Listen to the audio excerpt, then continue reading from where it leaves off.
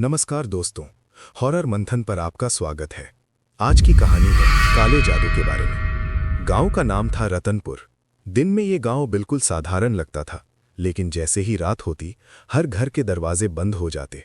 लोग कहते थे कि गांव के बाहर जो पुराना पीपल का पेड़ है वहां काला जादू होता है। रवि, जो शहर से आया था, इन बातों पर विश्वास नहीं करता था। उसने सोचा ये सब अंधविश्वास है। एक रात उसने सच जानने का फैसला किया।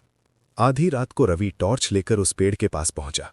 हवा अचानक ठंडी हो गई। पेड़ की टहनियां अपने आप हिलने लगी, जबकि हवा बिल्कुल नहीं चल रही थी। तभी उसे धीमी आवाज सुनाई दी, आ गया तू। रवि डर गया, लेकिन उसने पीछे मुड़कर नहीं देखा। उसने टॉर्च आगे की तरफ की तो जमीन पर अजीब चिन्ह बने हुए थे, काले रंग के, जैसे किसी ने खून से बनाए हों। अचानक उसके पीछे से किसी ने उसका नाम पुकारा, रवि।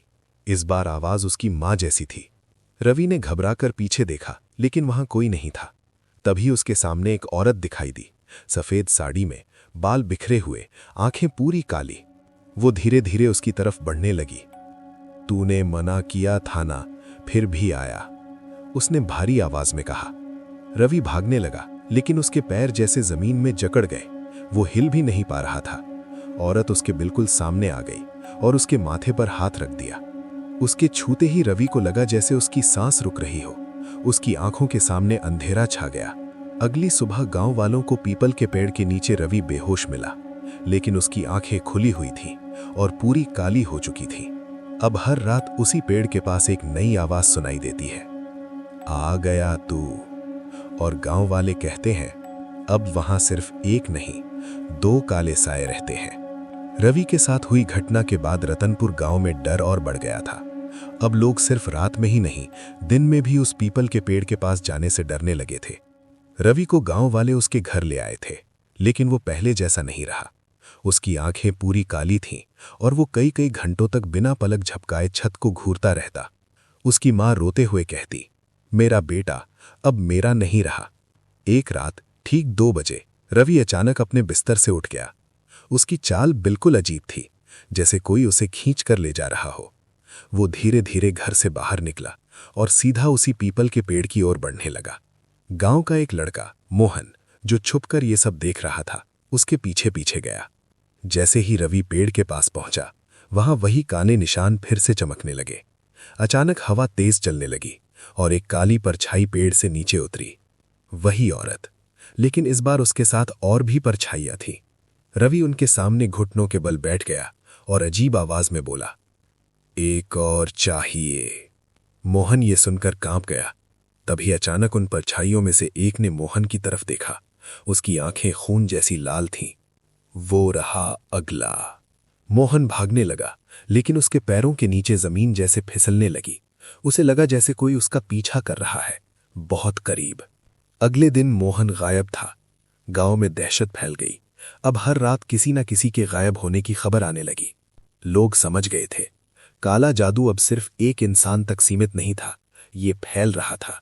एक बूढ़े बाबा गांव में आए और उन्होंने कहा, ये कोई साधारण आत्मा नहीं है, ये काला तंत्र है जो आत्माओं को अपना गुलाम बनाता है, और अगर इसे नहीं रोका गया तो पूरा गांव खत्म हो जाएगा। उस रात बाबा ने पेड़ के पास एक हवन शुरू किया। मंत्रों की आवाज गूंजने लगी, लेकिन जैसे ही हवन अपने अंतिम चरण में पहुंचा, अचानक वहां रवि प्रकट हुआ और उसके साथ दर्जनों काले साए। उसने बाबा की तरफ देखा और मुस्कुराया। अब बहुत देर हो चुकी है। अचानक आग बुझ गई, चारों तरफ अंधेरा छा गया और फिर एक जोरदार चीख पूरे गांव में गूंज उठी। क्या बाबा उस काले जादू को खत्म कर पाएंगे, या रतनपुर गांव हमेशा के लिए अंधेरे में डूब जाएगा? रतनपुर गांव अब लगभग खत्म हो चुका था। हर घर में डर था, हर चेहरे पर खामोशी। बाबा की चीख के बाद किसी ने उन्हें फिर कभी नहीं देखा। अब सिर्फ एक ही जगह बची थी, वो पीपल का पेड़, जहां से ये सब शुरू हुआ था। गांव के बचे हुए कुछ लोग इकट्ठा हुए। उनमें मोहन का छोटा भाई सूरज भी था। उसकी आंखों में डर कम और गुस्सा ज्यादा था। हम ऐसे नहीं मर सकते, हमें इसे खत्म करना होगा, सूरज ने कहा। गांव वालों ने हिम्मत जुटाई और उस रात सब मिलकर पेड़ के पास पहुंचे। जैसे ही घड़ी ने 12 बजाए, हवा फिर से ठंडी हो गई और अंधेरा गहरा गया। अचानक जमीन से काले धुएं उठने लगे और एक एक करके वो सारे काले साए सामने आने लगे। उनके बीच में रवि खड़ा था, लेकिन अब वो रवि नहीं था। उसकी आवाज गूंज उठी, तुम सब भी अब हमारे साथ आओगे। सूरज आगे बढ़ा और चिल्लाया, तू मेरा भाई नहीं ले सकता। तभी उसने बाबा की दी हुई एक छोटी सी तावीज निकाली। जैसे ही उसने तावीज को हवा में उठाया, वो चमकने लगी। काले साए पीछे हटने लगे और रवि दर्द से चिल्लाने लगा, नहीं, ये नहीं हो सकता। सूरज ने पूरी ताकत से तावीज को जमीन पर बने काले चिन्हों के बीच फेंक दिया। अचानक एक तेज रोशनी फैली और एक जोरदार धमाका हुआ। सारे साए तड़पने लगे और वो काली औरत चीखते हुए बोली, ये खत्म नहीं हुआ है, हम वापस आएंगे। सुबह हुई और पहली बार गांव में शांति थी। रवि जमीन पर पड़ा था, उसकी आंखें अब सामान्य थीं। गांव वाले खुश थे, उन्होंने सोचा कि सब खत्म हो गया। लेकिन जब सूरज वापस घर जा रहा था, उसे पीछे से वही आवाज सुनाई दी, आ गया तू। सूरज धीरे धीरे पीछे मुड़ा और उसकी आंखें डर से फैल गई, क्योंकि उसकी परछाई जमीन पर नहीं थी। सूरज की सांसें तेज हो गई थीं। उसने अपने पैरों के नीचे देखा, वहां सच में उसकी कोई परछाई नहीं थी। ये कैसे हो सकता है? वो डरते हुए बुदबुदाया। गांव में सब कुछ सामान्य दिख रहा था। लोग खुश थे कि काला जादू खत्म हो गया। रवि भी अब पहले जैसा हो गया था, लेकिन सूरज को अंदर ही अंदर कुछ गलत महसूस हो रहा था। उस रात सूरज ने सोने की कोशिश की, लेकिन जैसे ही उसने आंखें बंद की, उसे वही काली औरत दिखाई दी। वो मुस्कुरा रही थी, तुमने हमें खत्म नहीं किया, तुमने हमें आजाद किया है। सूरज अचानक उठ बैठा, पसीने में भीगा हुआ। अगली सुबह उसने रवि से बात की। तुझे कुछ याद है? सूरज ने पूछा। रवि कुछ पल चुप रहा, फिर धीरे से बोला, जब मैं उनके साथ था, मैंने एक जगह देखी थी, एक पुराना कुआं, जहां असली शक्ति छुपी है। सूरज समझ गया, अभी सब खत्म नहीं हुआ था। दोनों उस कुएं की तलाश में निकल पड़े। जंगल के अंदर कई घंटों की खोज के बाद उन्हें वो कुआं मिल गया। वो कुआं बिल्कुल सूखा था, लेकिन उसके अंदर से ठंडी हवा आ रही थी, जैसे कोई सांस ले रहा हो। रवि ने नीचे झांका और अचानक पीछे हट गया। अंदर कोई है। तभी कुएं के अंदर से धीमी आवाज आई, आओ, नीचे आओ। सूरज ने हिम्मत करके एक रस्सी डाली और धीरे धीरे नीचे उतरने लगा। जैसे ही वो नीचे पहुंचा, उसने देखा दीवारों पर वही काले चिन्ह बने हुए थे और बीच में एक पुरानी लकड़ी की पेटी रखी थी। उसने जैसे ही पेटी को खोला, अंदर एक काली किताब थी। उस किताब के पन्ने अपने आप पलटने लगे और एक आवाज गूंज उठी, अब तुम हमारे नए मालिक हो। सूरज के हाथ कांपने लगे, लेकिन उसकी आंखों में एक अजीब चमक आ गई। ऊपर खड़ा रवि चिल्लाया, सूरज, जल्दी बाहर आ। लेकिन नीचे से जो आवाज आई, वो सूरज की नहीं थी। अब बाहर आने की जरूरत नहीं है। अचानक कुएं से काला धुआं निकलने लगा। रवि डर के मारे पीछे हट गया और फिर धीरे धीरे सूरज ऊपर आया, लेकिन अब उसके चेहरे पर एक खतरनाक मुस्कान थी। उसकी आंखें फिर से काली हो चुकी थीं।